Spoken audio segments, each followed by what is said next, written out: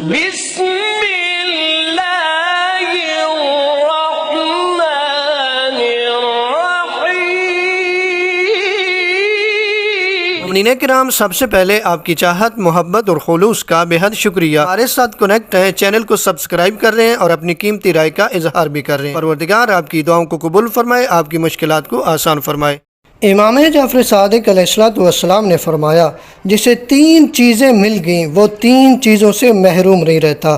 جسے دعا کی توفیق مل گئی تو اسے قبولیت بھی مل گئی ہے، جسے شکر کی توفیق میسر آ گئی تو اس کے رزق میں روز بروز اضافہ یقینی ہو گیا ہے، جسے توکل مل گیا ہے اسے کفالت بھی مل گئی ہے، کیونکہ اللہ تعالیٰ نے اپنی کتاب میں فرمایا ہے وَمَن يَتَوَكَّلْ عَلَى اللَّهِ فَهُوَ حَسْبُهُ، جو اللہ پر توکل کرتا ہے تو اللہ اس کے لیے کافی ہے۔ اور ایک اور مقام پہ فرمایا لَإِن شَكَرْتُمْ لَأَزِيدَنَّكُمْ، اگر میرا شکر ادا کرو گے تو زیادہ دوں گا۔ یہ بھی فرمایا ادعونی استجب لکم، مجھے پکارو میں قبول کروں گا۔